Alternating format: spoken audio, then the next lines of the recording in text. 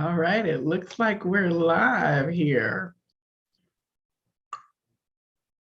Hey. I know we've got a couple people who definitely told me they were going to join, so we're live here. All right, that was my little sound check. All right. Oh, there we go. Definitely told me they were going to join, so. Uh-oh. All right, that was my little. There we go. Let me see if we're on now.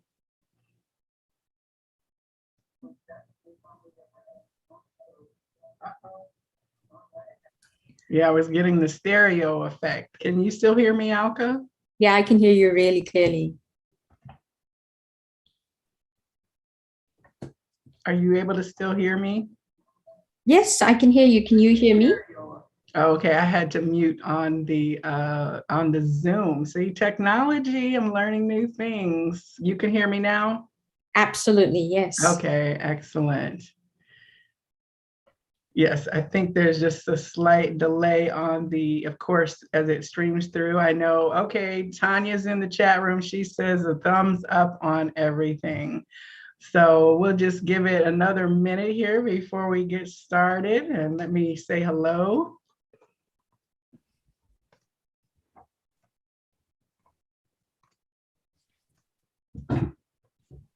I had such great feedback yesterday on our interview on the Psychic Inside show. I've not got that up here on the YouTube channel yet, but we will have it up shortly for everybody from this subscriber community to be able to tune in and check out. So it looks like it's right at 8 o'clock here, so we'll get started. My name is Joelle, and I am the Viberarian. I am here to elevate, enlighten, and empower. I'm doing all that for myself, as I always say, and I invite you here in this space to share with me, hoping that you too will be elevated, enlightened, and empowered by the things that I share.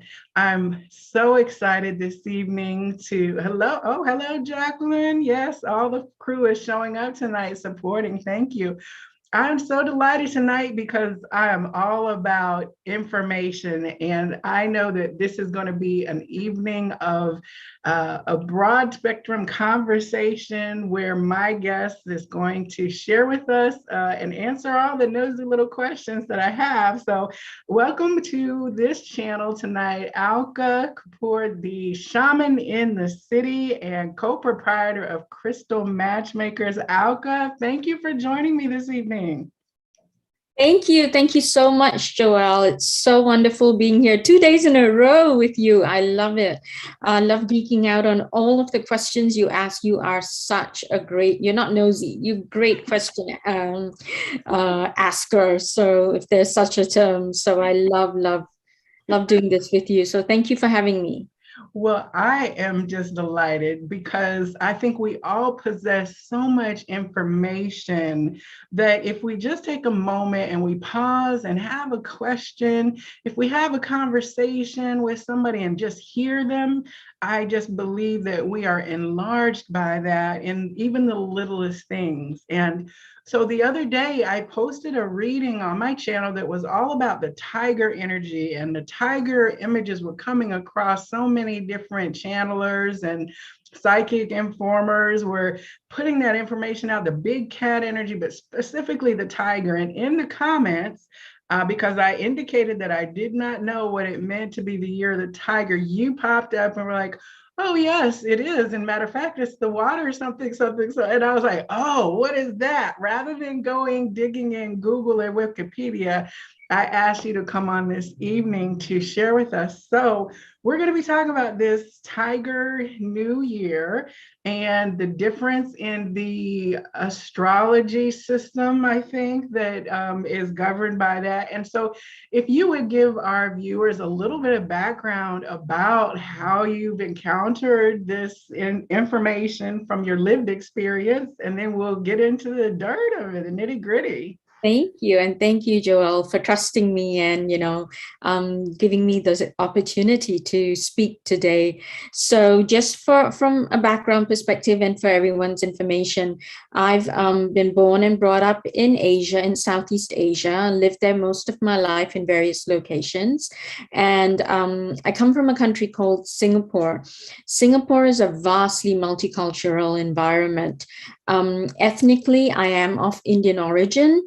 But that too, my parents were born in different parts of the world. So I'm multi-generational, removed from India, and having had ancestors and having had family members literally all over the world, my connections have been very, very deeply rooted with Southeast Asia, with where I was born, primarily with the Chinese culture.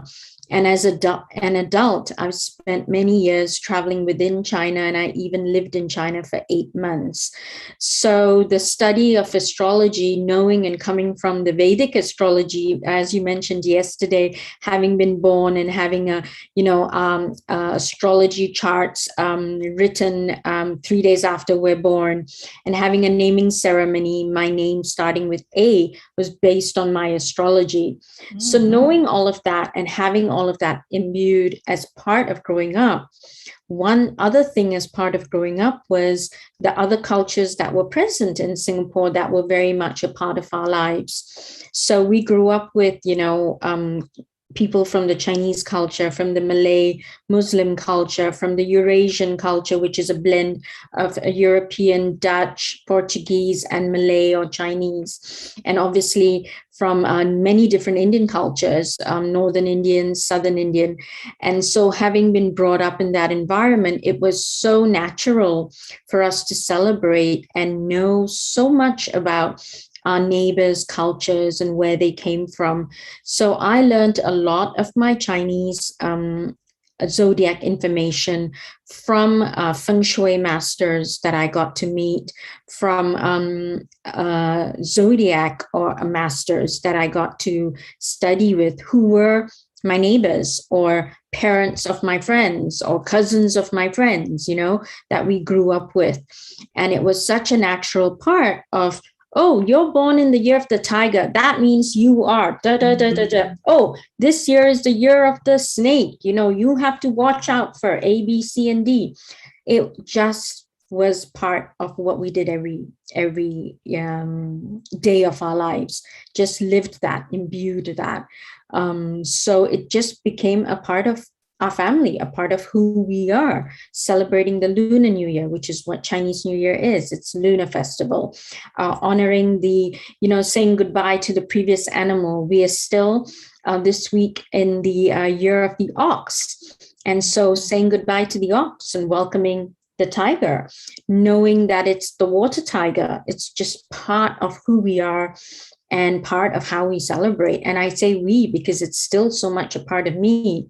Intrinsically, may not be in my DNA, but definitely my nurture aspect of it. See, that's so interesting because I think we talked a little bit yesterday about how different cultures embrace spirituality inclusive of zodiac versus exclusive. And so you don't often hear people say, oh, it's the year of the Capricorn, or it's the United States Jupiter return. Like, you don't hear that in commonplace conversation. You can hear it in the metaphysical circles more common, but there you're saying it's so prevalent. I mean, the parades and everything are embracing it, and there's other rituals and things that you do, just like we would do with popping champagne on New Year's Eve in the United States. Yeah, I mean, I could share with you my mom's friends, right? She'd have her all girls' nights at home, and she, as mothers do, oh, my daughter, she's not studying or something, and it wouldn't be unusual to hear her friends say, oh, what year is your daughter born? Oh, she's an ox. No wonder she's so stubborn. You have to, and then they're giving my mom advice or each other advice on how to deal with a stubborn ox or a clever rat or a lazy pig, or, and they're not calling us names. It's just a year we were born in. I think I was born in the year of the pig, actually, 1971. One of So, the smartest creatures, the last animal of the zodiac. The pig is said to imbue the qualities of the entire zodiac. So you've got all of the zodiac in the element of the pig. oh, that's awesome. So, in terms of like, we have a 12-month calendar, and in the Chinese zodiac, it's different from Vedic, or is it kind of synonymous? Well, because it's kind of synonymous, but it's a 12-year zodiac cycle. So there are Okay. 12 animals.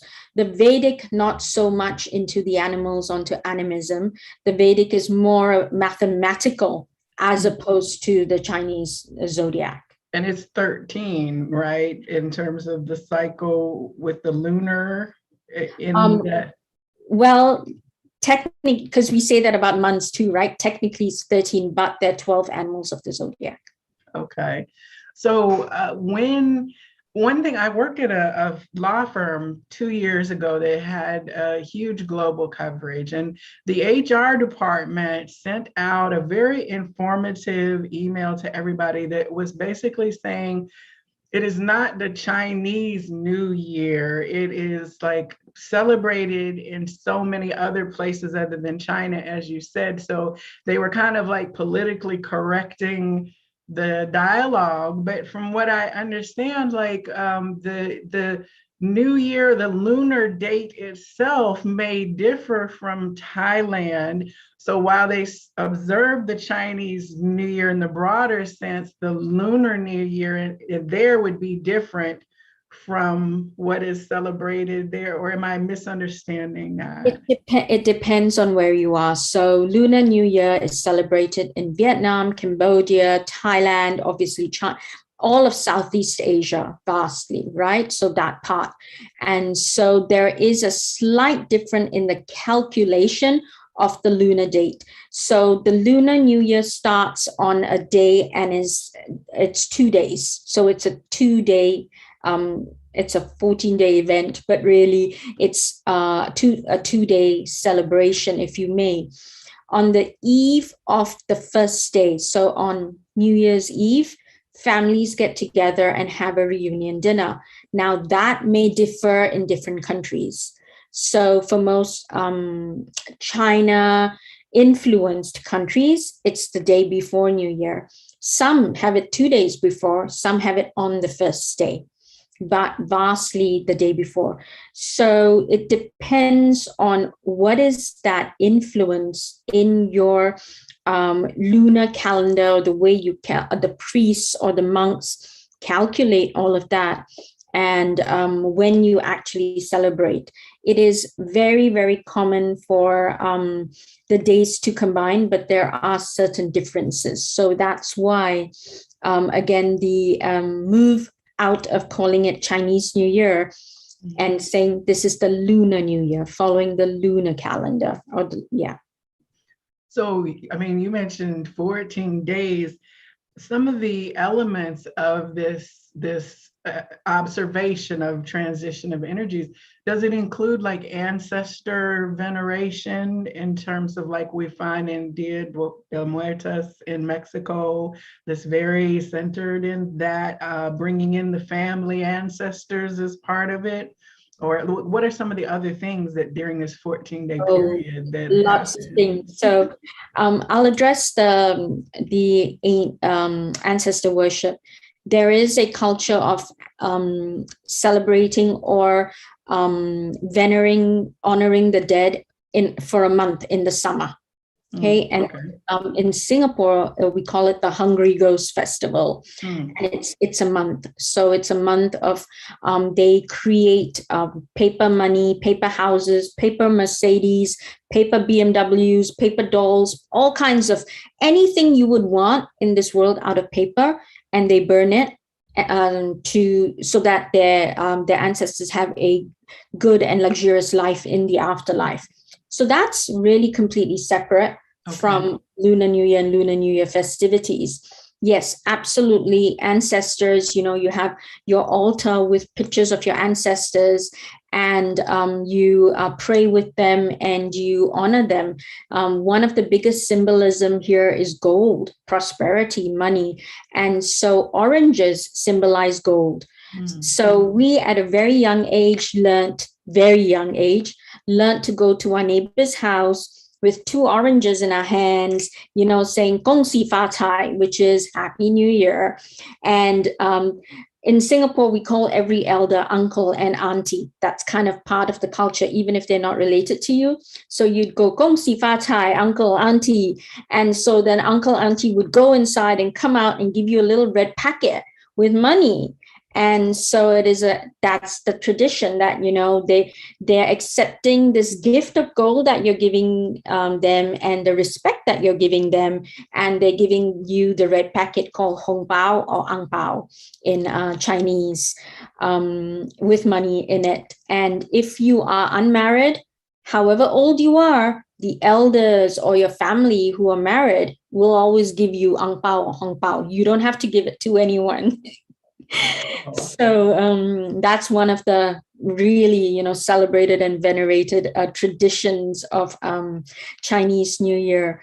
And so you've got the family reunion dinner on the day before, where the entire family comes together and eats together. First day of New Year is with family. So you pray, you wear new clothes, you give ang bao to, the children in the family. The children respect the elders, give them gold. So oranges in return, or mandarins, which are sweeter.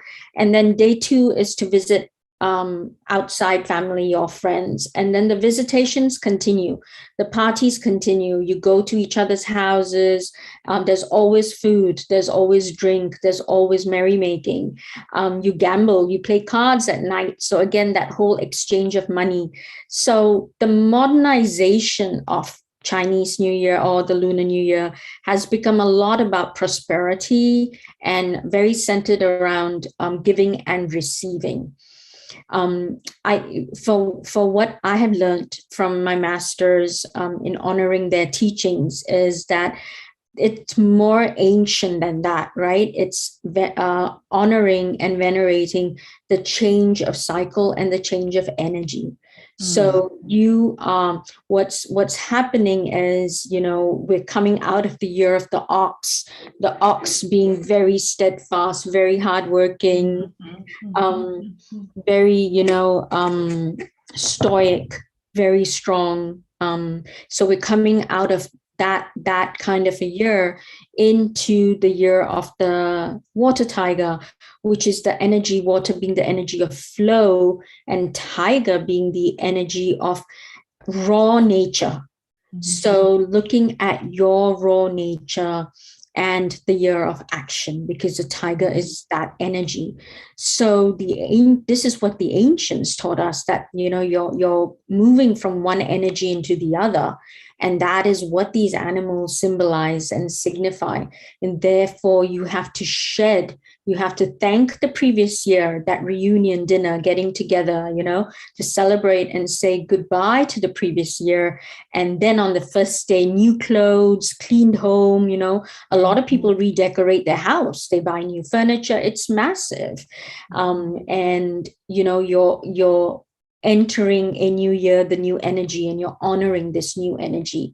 And so for the next couple of days, you're visiting people, you're exchanging that energy. So as we go into the year of the tiger, of the water tiger, of, water being about flow, tiger being about action, you're passing that energy on to everyone. Hey, let's flow this year, let's act, let's do the things, let's bring that raw nature of ours alive. Let's be together. Let's have togetherness. And you're passing this energy on. So if you think of the ancient purpose and reason for these celebrations, is essentially passing this energy around to everyone. And that's what I love about it. That's why, I love celebrating Lunar New Year. I mean, it sounds very... It just sounds very all-encompassing. I mean, I know that in our corporation, the offices were just closed. It was not like essential workers or anyone. It was like, it's closed and this is what we're doing. And everything was to a halt.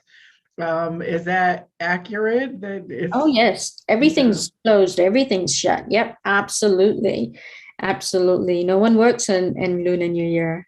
oh, that's awesome. So in terms of here in the States, your observation of that, like we live in Atlanta, is there then any community type celebrations that you have connected to, or do you just bring the energy into your own personal family and relationships, or do you go to another community to connect with as well? Oh, previously, way back when, it was very quiet. I mean, I don't know if you remember in the early 2000s, Chinatown was just a small little strip, not even a strip mall, right?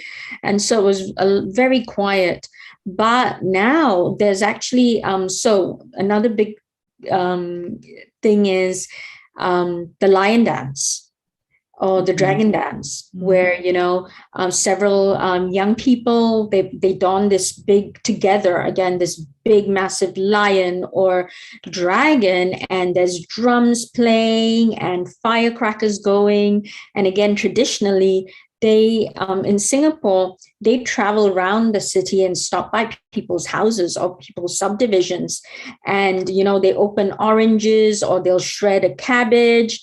And you talk about teamwork. Yeah, there's 6 people in this, managing one big puppet, if you may, contraption. So over here in Beaufort Highway, they've had a lion dance every Lunar New Year. Yeah. I want to go. It's at that little strip mall that has, and I can never remember the name of this supermarket, but right, it's outside of 285. I'll let you know which strip mall it is, but there are 2 strip malls, because the other one is where Sweet Hut is. I think everyone knows Sweet Hut. And they've had the lion dance with firecrackers, and it's really been fun. And the other big aspect of all of that noise is to run bad energy away. So we think about how we use sound and drums and and rattles to shake energy off. Well, the lion dance and the big drum beats and the loudness of it is to move all of that negative energy away, to bring in this new energy of this new year. Oh, I would definitely love to experience that. I think I've got a few people in the chat room as well who would come out for that experience. It's so interesting because even in my own personal experience, I have, I went through a rather dormant period after the holidays, where I wound up being ill and shutting down.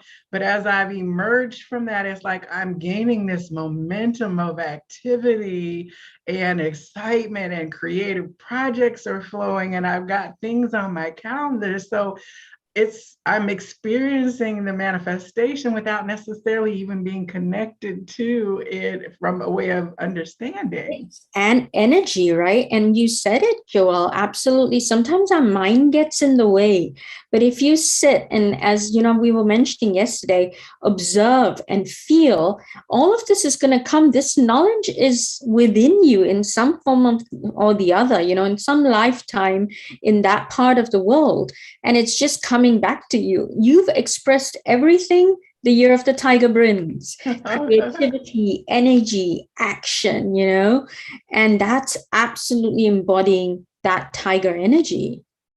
Well, that's awesome. All right. So we can do it. We don't even have to try, right? Just go with the flow, as it says, the water. So like the water tiger, is there a year of the not water tiger when the tiger comes around? Does it change from water to earth tiger to metal, like with elements? Yeah. So the Chinese in Feng Shui, in geomancy, the elements are with the zodiac: metal, wood, water, and fire. So metal, wood, water, fire. Yes, correct. And so the water is about flow. And there are years that, you may encounter a metal tiger. I think 12 years ago, we had the metal tiger, which was a gold tiger. And that was about the gold tiger, obviously about prosperity. But if you think of metal, you think of the toughness of metal was all about resilience. It was all about, staying where we're meant to stay and being resilient. If I'm not wrong, and if my math is not wrong, when we're looking at 12 years ago, what is it, 2022? So we're talking 2010, we're talking about just having come out of the big global financial crisis in 2008, 2009. And so you think of 2009 was a year of the ox, where we had to work really hard to get what we needed to get.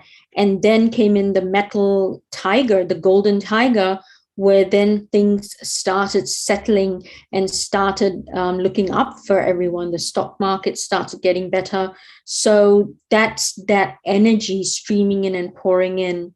So when we think about the tiger, a water tiger energy, and you think of the flow of water, this year is about flow, is about natural flow. It's about being with the flow, and not so much about being resilient and stoic and, staying firm in your beliefs. It's going with the flow. Let's see what happens. And then, let's go according to, what happens, as opposed to saying, no, I'm staying strict in where I am. The tiger is about creativity. It's about action.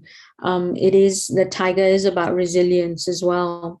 The tiger also has a little bit of a non-committal way of managing and handling things. And that non-committal is not from not wanting to commit, but the tiger is very loyal. And so it's not, I don't want to commit. It's, I have to be very sure before I commit. So don't be in a rush to commit this year. Again, go with the flow. Express your creativity. Express, action. It is definitely your year of action. So it's going to be a busy year for everyone. But what better than a busy year to have that element of water to also go with the flow? I think that's a really nice balance for everyone. Especially after, like you said, the times of restriction that people have had. Yeah. And I'm looking at the chat room, and we've got a lot of conversation. Everybody's very engaged and very connected to it. I know that Heaven to Earth 1111 is on Instagram. Shannon is one of the Good Vibe Tribe who continually shows up, and her and Tanya and Cree and Jackie are all chatting. And I know that earlier today, Shannon was bringing in messages about the tsunami and water, and she was out by a river. So she was like, did she say water, tiger? I'm like, yeah. So going with that flow, flexibility and flow, like you said, we're in tune with it without even necessarily being aware of it energetically. It helps provide answers, right? So you think of water being in the flow, and then when you hear things like this, or you get information, you go, oh, okay, now at least I know why. I was doing it anyway, but at least I know why. One of the hesitancies that I've heard people who are astrology hesitant, if you will, say is, oh, I'm not going to let some horoscope determine my future and my life. I make my own decisions. And I'm like, well, it's not about that. You can choose to fish when the moon is at a certain place, but you're not going to catch fish. Yeah. So like real people who are connected with nature and planting and seasons, they are more integrative of the placement of the moon and the sun in terms of being in the best alignment to be prosperous and successful at your earth-based living. Yeah. But we've kind of gotten away from that. But it's like you can't necessarily get away from it, because here you are operating in the energy without even being aware of it. Exactly. It's that tiger, water tiger swirling all about you, Now, is there a masculine, feminine component to the water tiger or the animals as they are in the Chinese zodiac? No, the animals are more or less androgynous where that's concerned. I think, again, the concept of yin and yang is feminine, masculine, but it again describes energy. So I know with Western languages, with English, we've given it feminine and masculine, but when you say yin and yang, you're not saying literally feminine, masculine, but you are saying energies, right? Yin being the lighter, more, softer, more receptive energy, yang being the harder, more stoic, more fastidious energy. So water is very yin energy. Metal is yang energy. So that's kind of how we, or how I've been taught. So when you think of water, you think of yin energy. When you think of strong, a strong energy, you think of yang, you think of the tiger. So again, that balance of that energies of the water and the tiger, the yin and the yang, and the balance that it brings to this year and to all of us this year. Mm-hmm. So are there any challenges? I remember it was a couple of years ago. I don't know if it was the year of the cow or something. They were like, oh, beware, it's the year of the such and such. It's going to be a hard one. I would get the little things in my inbox, Of course, they're always trying to get you to buy something. Buy all the Feng Shui stuff. Right. But is there a challenge aspect to the tiger energy that is understood? So when you delve deeper into Feng Shui, there's something called flying stars. So in speaking about the fact that this is all energy, then you have to think about, okay, where does this energy sit? Where does it stay? Who does it benefit? Who does it not benefit? And there are certain zodiac animals that the tiger would not benefit. There are certain animals that the tiger would be very beneficial to. Like one of the good friends of the tiger is the ox. The other good friend of the tiger is the horse. Another good friend of the tiger is, the dog. So these kind of then become allies for the year. And so whatever impacts and affects the tiger also impacts and affects these other animals as well. So there is a lot you can read up, because there is really a lot to the subtleties of the energy of these animals. But again, you'll find a lot of Feng Shui masters online have predictions by animals, what kind of year it's going to be. My advice to everyone, just like Mercury retrograde, right? Everyone says, oh my God, no. Look at the opportunities. Look at the opportunities. If this year is not a good year for you to start new projects, that does not mean that you can't have ideas and write them down. That does not mean you can't plan for your future creative projects. So my personal advice is, yes, not everything is always good and not everything's always bad. If you read about it and it's not favorable, and that's another thing that my masters always used. They never used good or bad. They would say, that is not favorable to you. And I love that. So I stole with pride, that if that energy is not favorable to you, then find a way of harnessing that energy and doing something that would then, wait or germinate for when it's ready. Mm-hmm. So a lot of people last year said, I can't get things started. I can't do this. I can't do that. Yet I'm brimming with ideas. Well, last year was the year to germinate, because for a lot of those signs, this year is the year of action. Get it done. Get those projects done. For some, this year is going to be a year about germination.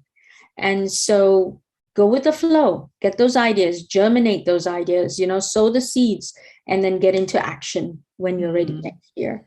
Mm-hmm.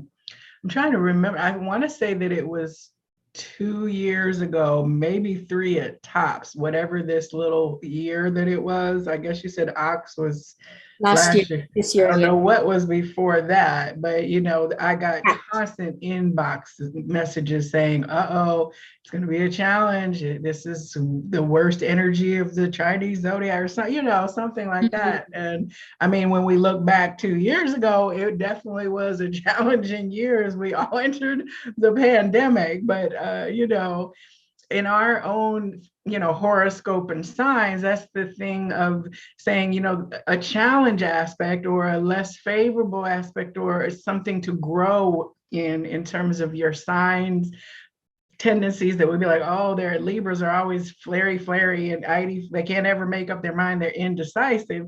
Well, then your challenge of growth is to grow into balance and decisiveness rather than saying, oh, you're a horrible Libra, this is the bad part. So that same energy seems like what is available as you look at yourself through the zodiac expression of the Chinese culture. Yeah.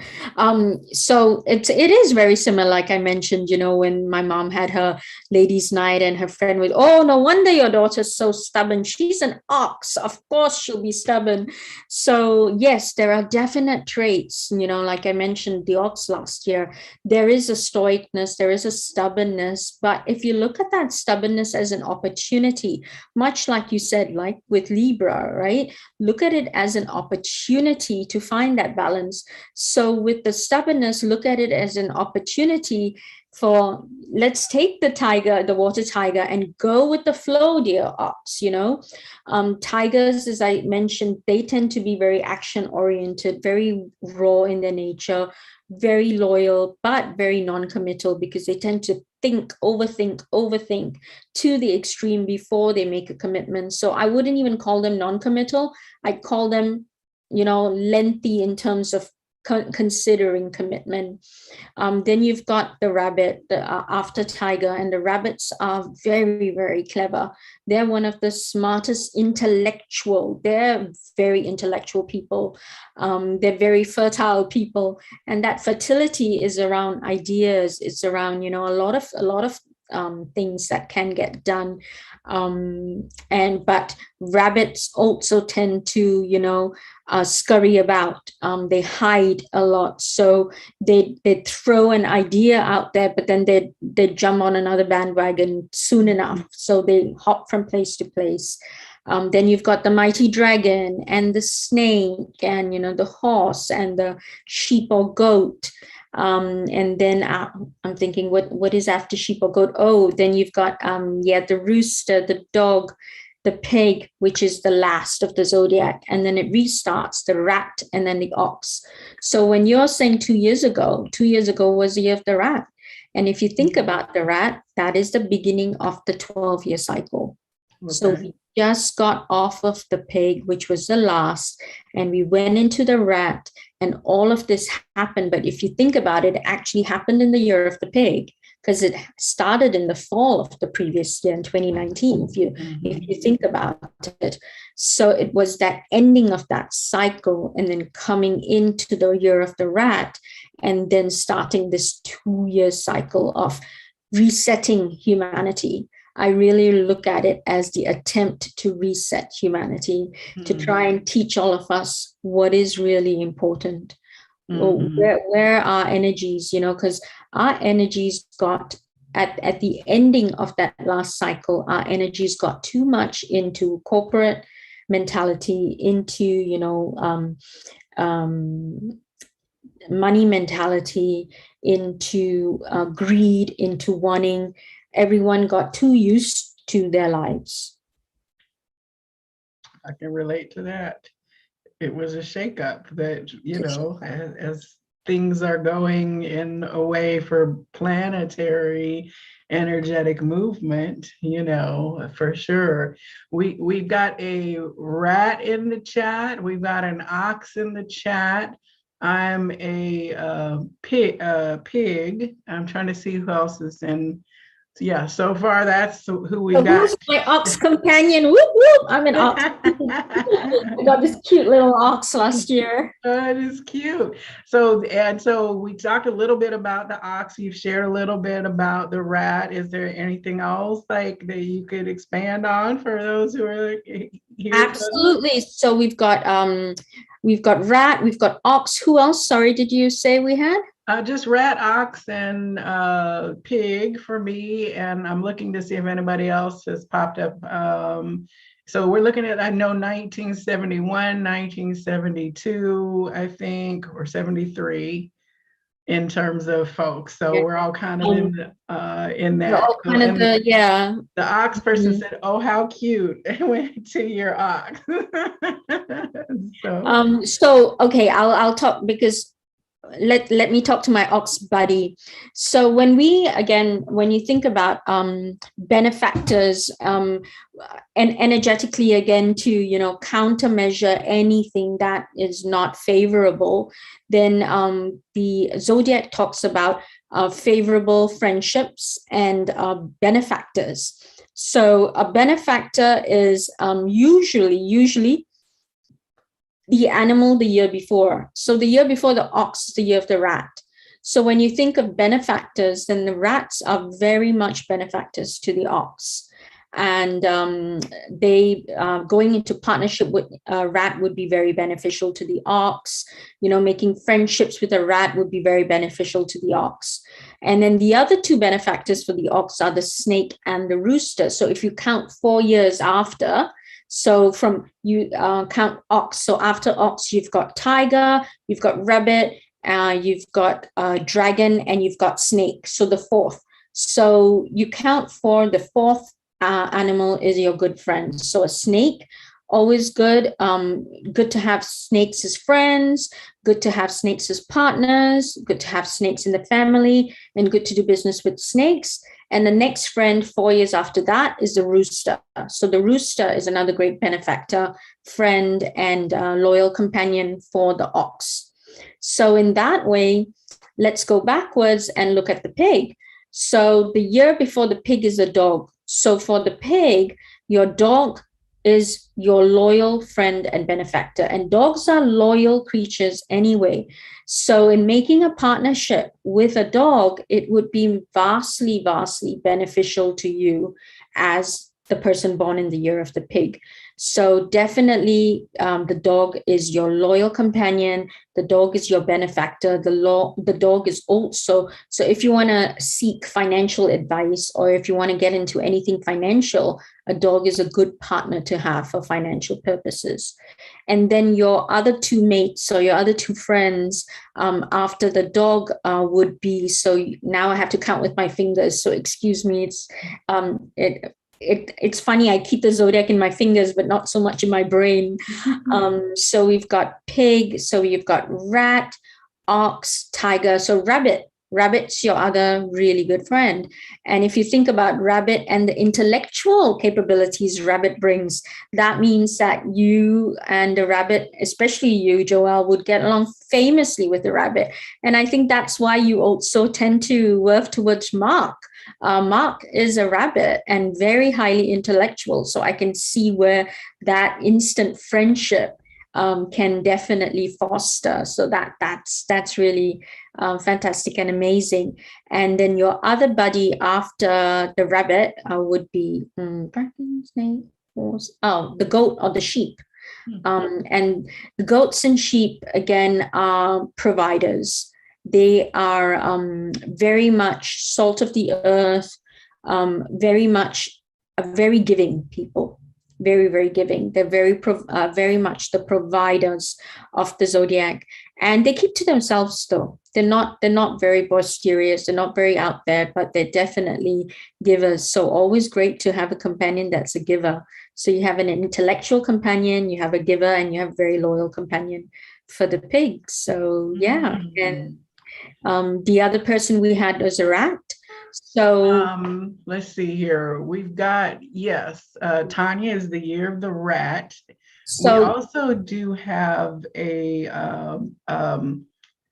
September 1970. 1970 is a dog. Okay. And then we have a February 2nd, 1976. So that person, depending on when the Lunar New Year happened that year, that person could either be a rabbit or a dragon, because 75 was a rabbit, 76 was a dragon.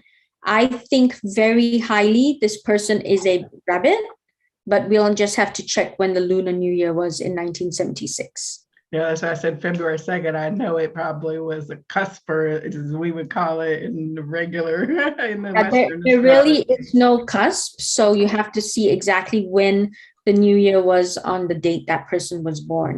Okay, I'm writing notes down as you're running through so just again, you said the first sign of the zodiac is rat.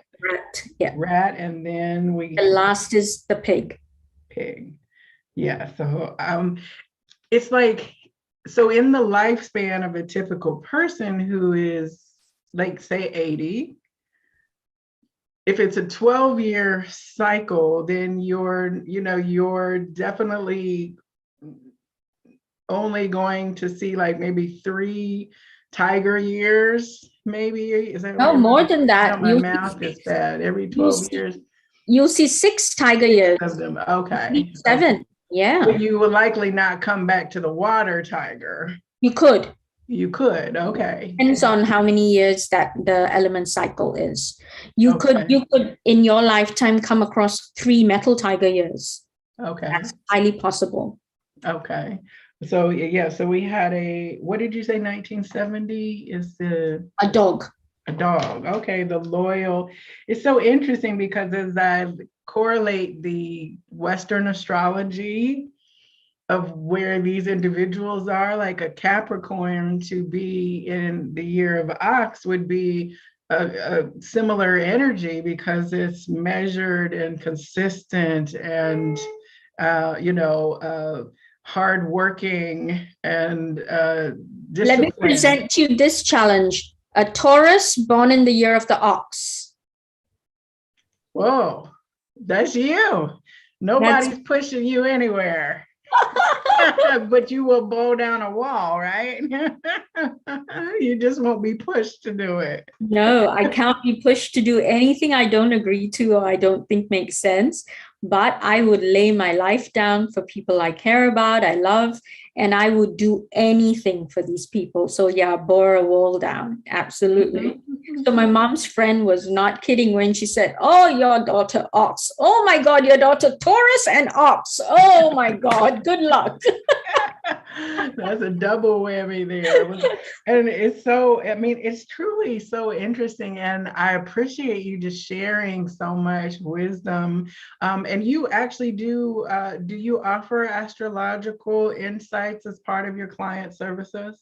So as part of being shaman in the city, shamanism is about bringing earth elements and earth energies and earth, practices into everything I do. So I wouldn't say I'm an astrologist, Joelle, because to be honest, I've not studied it in depth. I've studied Feng Shui and the zodiac under a lot of masters, but the zodiac is something really I've lived more than studied, to be honest. Mm-hmm. So absolutely, I offer, I loved doing this completely. The nerd part of me is just bursting because I love sharing knowledge. I love sharing what I've learned, what I've known, how I've put, things together and listening to how things can be even put together further. So yes, again, I've studied under these masters. I do not have a certification or anything, but as part of my readings, I do bring elements of these in. So elements of numerology, Vedic astrology, Western astrology, and Chinese astrology, and Feng Shui, and yeah, I do. And it's so, I mean, I can totally relate because once you know the information, you can't divorce it from it's contextual, so having a working knowledge of the zodiac things is informing rather than limiting. But I know that systems, especially when you really get into transits and the houses and all of that kind of stuff, I'm like, you're going to need to go see somebody who can do your chart. But I can certainly incorporate bits and pieces of it, and it helps me because I stay aware for myself. So when I know that it's Mercury retrograde, so people are like, can you, I'm like, I'm not going to cast that, trajectory for you for the next year. One question I want to know is that in like our our chart, it kind of matters where your houses are or the operating area of yourself. So like if you're born in 1976, then that means those other 11 animals are somewhere. Does that in a more deep astrology reading apply in the same way that it does if like your Libra's in the 7th house of partnerships and Yeah, depends on where the master is from and how they do your reading. My understanding and my what I learned under my master was that when someone being born in a specific specific year, you have to see what the outgoing animal was and what the incoming is for the next year, but the others don't play a massive influence.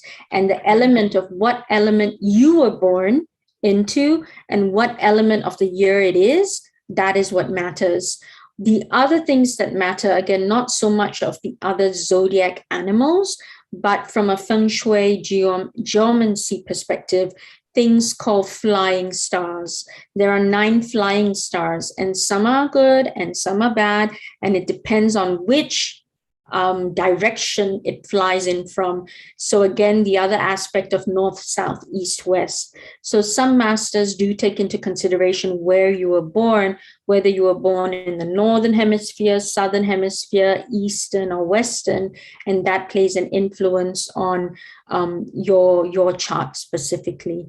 But specifically about the animals and the zodiac and where are the other animals in place when you were born, that doesn't have an influence on impact.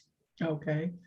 And so in the chat room, there's also folks who are saying the Feng Shui aspect of things. So when people change their house around and get new furniture, would you then move certain elements in the house to align to that as well then?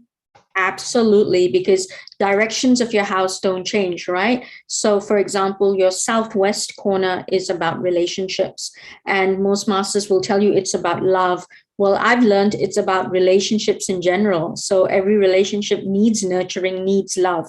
So in working with crystals, I tell people to counteract anything that is not favorable for the southwest in your house. Put a rose quartz or put those crystals that favor that energy of relationship and love. If you have a toilet, for example, in the southwest, well, what happens with the toilet in Feng Shui is you're flushing away all the time, you're releasing and letting go all the time. So how do you counteract that? You either replace your toilet, and if you can't do that, then you counteract it with other elements, like put a wood element there, which is about growth and water, or put a metal element there, or I always put rose quartz there. I put crystals there. So you can counteract and organize and arrange your house based on these elements. And the other big element is the flow of energy. So no blocking corners, because you want energy to flow throughout the house.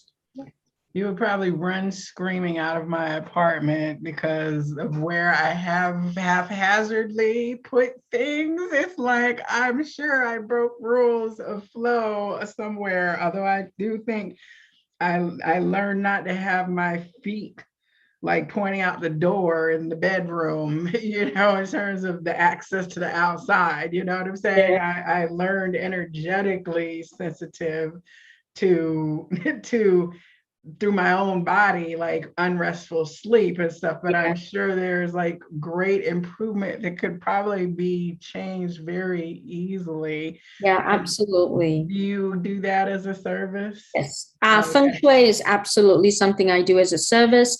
Personal Feng Shui for the house, especially us living in this modern society. When you go to a Feng Shui master, they'll ask you to buy some of the weirdest things or get some of the weirdest things that you go, okay, I do not want a red plastic lamp anywhere in my house, even if it is going to bring good Feng Shui. So I've learned to say no red plastic lamps, but let's look at how we can use your current decoration, sense of style, or crystals. I feel crystals are another great, thing to you can incorporate. But let's see. Oh, you have a lamp there. Okay, lamp is that element of fire, of heat. We can probably put this lamp here. It doesn't have to be red and plastic, but we can put this lamp that you already have in this corner to, do what we need to do. So that's kind of my personal element and way of doing Vastu or Feng Shui for people. And I absolutely provide that service. It's one of my favorite things to do. And are you able to do that distance, like with a phone Yes. and video and all of that? Absolutely. Somebody asked in there. Absolutely, yeah. Okay, yay, all right, there you've got it. It looks like Tanya looked up and said that the February 2nd, 1976 was a fire dragon. So Chinese New Year was after February that year then. So that's the year of the dragon. Yes. Yeah. Okay. So you were saying goodbye to the year of the rabbit and saying hello to the year of the fire dragon. And so if you think about that year, dragons are about fire. Dragons are the element of fire and the element of wind, because dragons can fly. So when you take a look at fire dragon, you take a look at a year that was very fiery. It looks like none of us were really old enough at that year to know what happened that year. So we'll have to check back with our parents. But in essence, that it was definitely a year of action, but it was a big energy year, because dragon years are very big in energy, but very big in spirituality as well. Mm-hmm. So it must have been a massive energy year. I think it was... I'm trying to think of stories I've heard. 2 of my cousins, 3 people very close to me were born in that year. And they're highly spiritual, highly special people with really massive energies. But I know that was the bicentennial of the United States. There were big things happening, and then we would have been in the midst of, I think, Vietnam, maybe. The middle of, yeah. Yeah, and was the ERA for women in that era maybe too? And I'm running through my little Rolodex of librarian knowledge, library trivia. Right? But it's so fascinating. And I'm just thinking, about the things we've discussed this evening. And I know that when I came to your crystal open house, you had on your kitchen island a bowl of mandarins surrounded by, it was not citrine, it was another stone that was orange calcite. Orange calcite. And then there was another one, I think. You had all your kind of yellow and orange and gold and around that, because I've heard of orange calcite, but there was one that I had not heard of. Yellow fluorite? Maybe so. Oh, I know what, brucite. Yes. Light yellow.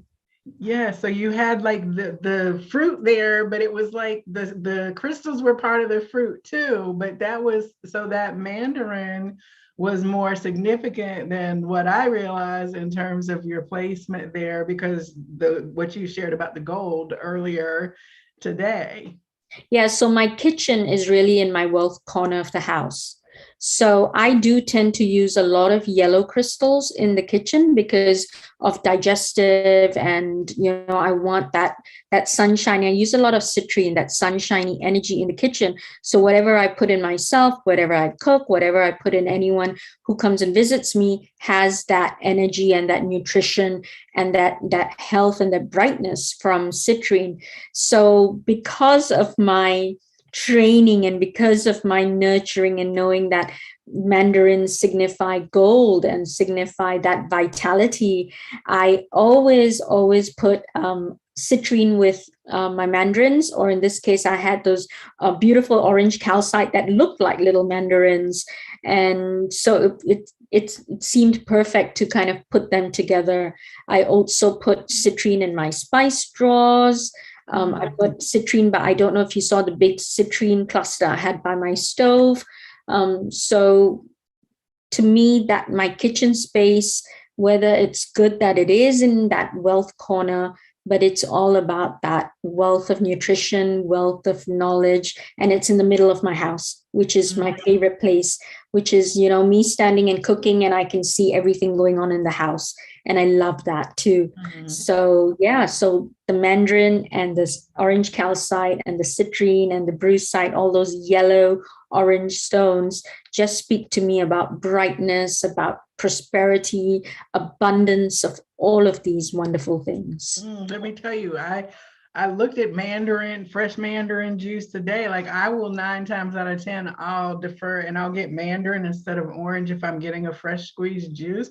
Yeah. So now my body is like embodying the prosperity vibration. So I'm gonna drink it with a newfound excitement when I get to the store next time. I love it. Now, in terms of the 2022 part of the Tiger year, is there an attached numerological significance that is tied to the Chinese zodiac, not just what we know numerologically? So something you have to know again about Chinese wisdom and culture is even numbers are good. So 2 mandarins or 4 mandarins, in this case, 2, 2, 2, 6 mandarins. So that's in itself good. For me, 2s speak to partnerships. I always say 2s are the loveliest people out there because they're very sweet. Their energy is so gentle and loving and compassionate. And 2s being about partnerships, they're all about doing things together. And there's something so nice about someone who always wants to collaborate, who always wants to be part of something. So for me, when I think of the tigers and when I think of 222 or 2022, I think of all of that action, all of that creativity.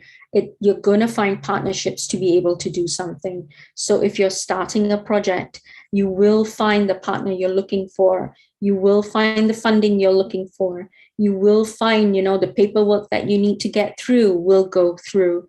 So to me, that's the energy that 2022 is going to bring to the Tiger year. And then if you think of the water in the flow, so to me, it feels like a perfect, I'm not going to use the word storm, but a perfect amalgamation of a year of manifestation, a year of transpiring, a year of creativity, a year of starting new things.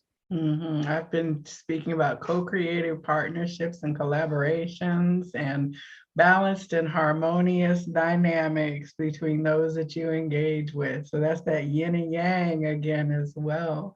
So I'm so tuned in. I mean, this is the 2 collaboration manifesting, right? Very quickly. We had met how many years ago? Like 3 years ago. And now the timing is right and the energy is right for those collaborative dynamics of resource sharing, knowledge sharing. You certainly activate me, and I was up all night last night just from it being amped up on the energy and the thoughts that afterwards, what you plant in my spirit blooms afterwards. And that's a beautiful thing for me to be able to say, is that, we could close down a restaurant if we were sitting there talking. Oh, yeah. I think we did. I think it was a re-meeting, Joelle, to be honest. It was a re-meeting. And that was a long time ago. And because if you think about it, we hadn't even spoken or kept in touch. We just, connected on Insta, on Facebook, the usual social media high.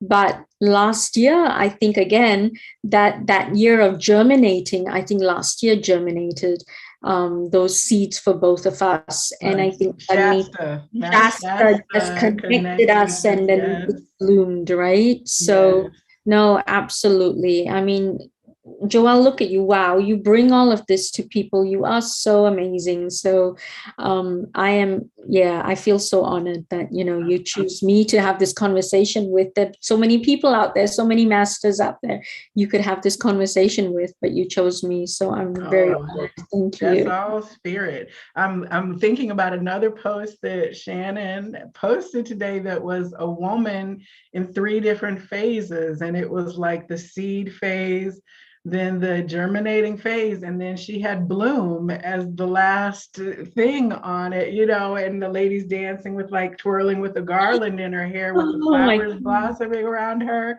I'm pretty sure I saw that in the last 12 hours, so it's just so beautiful. One of the places that I sit as a vibrational oracle is that I do see so much because I have the ability through my profession to really run through mass amounts of information. As a librarian and professional researcher, I do it much faster and on more complex levels than like your average person would in another profession. So that means I'm tend to be very, very activated as a channel spirit then, because I remember things, and sometimes I'm like, why am I remembering? Then it's like, oh, you're remembering it. And once you move into the flow of it, and then respecting when I'm at capacity and saying, look, I need to shut down from being able to see all of this and hear all of this and be awareness. And so I try to get more balanced in learning that. But this tiger energy definitely has me like very charged up, right? Singing songs, the eye of the tiger, and I put on my kind of tigery kind of energy on my shirt to try to embody the frequency. I realized I don't have any orange in my wardrobe. Like when I went to do that, I was like, oh my gosh. And then I realized I don't have any vibrant green in my wardrobe because I've been dressing to style and not as much aware of color energy embodiment. I'm like, well, I've got to fix that. You will be attracted to colors this year. I think we all will be attracted to colors this year. And hey, you're in fashion because animal prints are back in somehow. Isn't that funny how that works? Now, Alka, folks who want to connect with you can find you at Shaman in the City, and there's no I in that. That's ShamanThecity,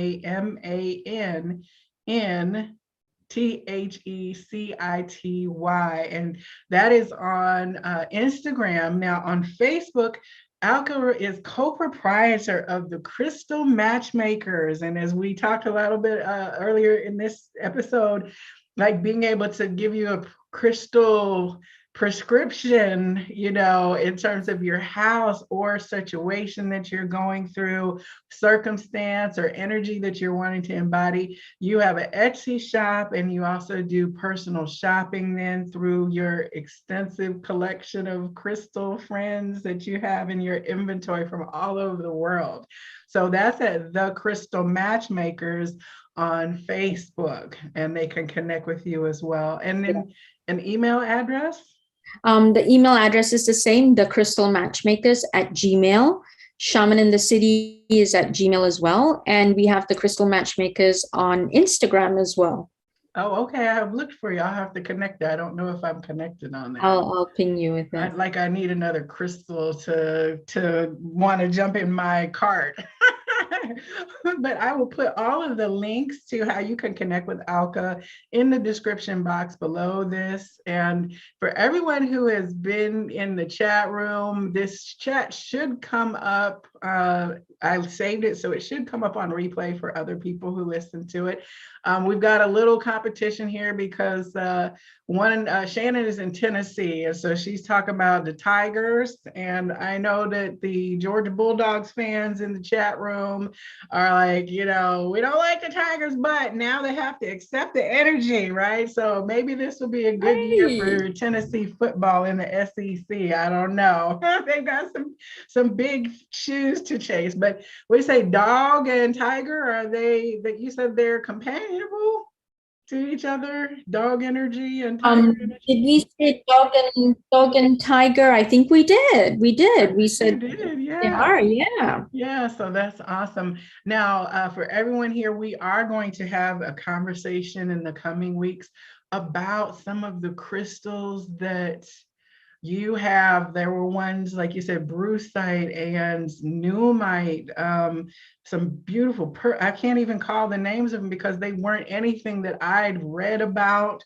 or could dig through my personal Rolodex, mental Rolodex. I had no clue. And you and Mark were just sharing this, and from Brazil, and this is from Russia, and this is from, and I was like, okay, we definitely want to have, and it's going to hopefully be a personal shopper event. So all of the items that you will be sharing, people will be able to contact you for purchasing those beautiful, shiny, sparkly crystal friends during the live. That's my intention, Alka, if that's all right with you all, because I want them to see them. And I went away. I was disciplined. I was disciplined. Okay. I didn't go crazy, but I need to be careful if I get around all those crystals with this tiger energy, because I'm sure I would go a little more crazy. I saw some other people who were definitely getting, and you had, again, beautiful crystals that you would not see at your typical retail store here in the metro Atlanta area. And this gives us a way for those of you who are remotely watching in other locations to be able to shop in a very personal way with the knowledge. And you can also contact Alka and Mark for that directly in your shopping experience with them. But I'm so delighted to be able to do this with the community. And stay tuned, because we are going to work on a crystal dig with Alka and Mark as our experts in residence for when the weather warms up a little bit. So keep your subscriptions get so set so you get reminders on here, and stay up to date, because I've got a lot of tiger energy coming through this channel from a lot of beautiful people that I'm co-collaborating in partnerships with this two energy. So Alka, thank you so much. This has been so enlightening. It truly has.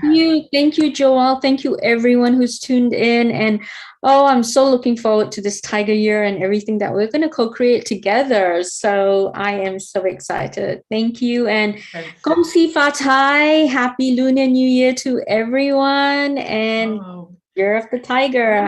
February 1st. And I will get the information from you about the Atlanta Festival as well, observation, and I will put that information in the description box as well to share with those of you who are local.